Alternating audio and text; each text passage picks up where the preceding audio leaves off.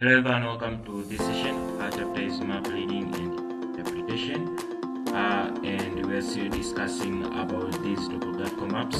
So far, we've covered some of the features that can be shown using various contours on the topographical map. We've seen how they can be shown or represented by using these contours.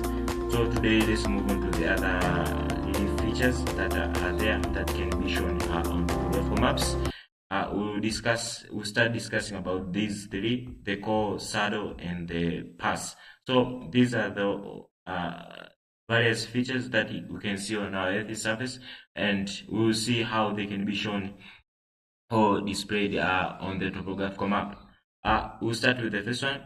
A core, this is just a simple depression on a ridge or in a hill area, which is located between the adjacent peaks of hills. So this is a core. This is just a kind of a feature where you can see that is kind of a small depression on a ridge. We've seen how ridge they can be shown on these topographical maps, or in a hill area. We've seen how hills they can also be shown, which is located between these adjacent peaks of the hills. So that is what we call a core. Now, in the position of a core, there are no contours drawn. That's specifically you have to note it.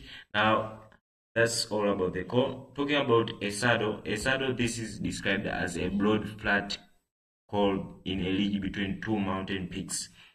So you can see like they are kind of related, but you can see there's a little bit difference there, whereby a saddle, this is described as just a kind of a broad flat col that is within a ridge between the two mountain peaks. So you can see here a saddle, you can describe it found between two mountain peaks, while here a col, you can say it exists between the adjacent peaks of the hills. So a saddle is more broad, and as you can see, it's known as a broad flat hole. So there you can tell their difference. Now, a term saddle is sometimes used interchangeably with the core. So that they can be used interchangeably sometimes when you are talking about these two kinds of features that you can see on our Earth's surface. Now, there are only differences that a saddle is wider than a core. That is, the two mountain summits separating a saddle are far apart, while those separating a core are very close. So you can tell the difference between a saddle and a core by this difference, whereby a saddle is just wider than a core, meaning that there are two mountains summits that separates a saddle far apart from each other. While when you're talking about a core, there are just these kinds of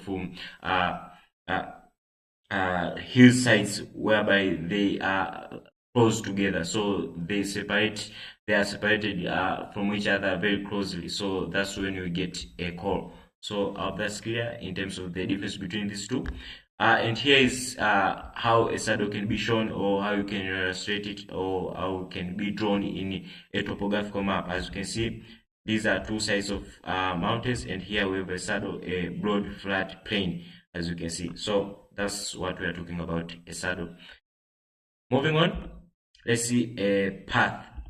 A path, this is just a fairly narrow but deep gap in a mountain range, or between high hills in a lowland. So that's what we call a path. A path, not a path, but a pass. So it's just there's kind of a difference there. A pass, this is just a fairly narrow but deep gap that is just found in a mountain range, or just between high hills in a lowland.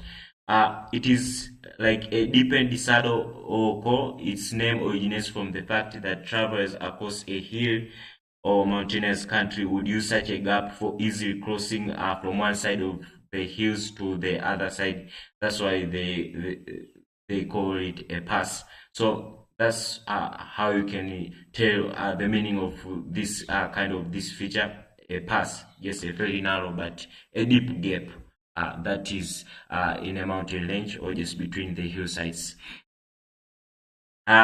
Let's move on to the other feature that you can see it in topographical maps, a watershed. A watershed, this is just a line separating head streams, for example, the river sources that flow to different river systems. So it's just kind of a line that is there, just the one that is separating these head streams. Here we're talking about the river sources that are just flowing to different river systems. It is just kind of a boundary line or a border line. Now, on a ridge, for example, it would be the crest of that ridge. So you can simply tell what is a watershed. For example, on a ridge, you can say a watershed is just the crest of the ridge. Now, on topographical maps, a watershed is just not indicated by contours, but simply its position can be deduced and traced along a line that passes above the last contours of the ridge. So that's how you can indicate the watershed in the topographical maps. Its position can also be determined by examining the direction of flow of rivers originating from that highland. So that's how we can also tell the watershed within these topographical maps. And here is an example of illustration of a watershed in the topographical map. And as you can see, now from this diagram, there's a key here showing that this stream is marked by these kinds of dots and line, and a watershed boundary can be shown by these kinds of dashed lines. So from this illustration within the topographical map, you can tell the watershed how it exists or where it exists.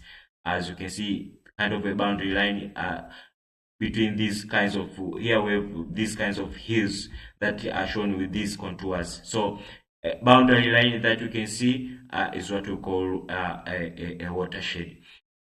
So from the diagram, we know that from the diagram shows that two streams A and B, they've been joined together to form the mainstream that is mainstream B. As you can see here, the diagram, two streams A.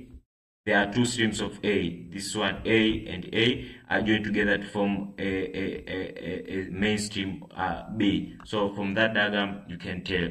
So that's all I have for this session of the script, and we've discussed some of these features, how they can be shown in the topographical maps. I hope that's clear, and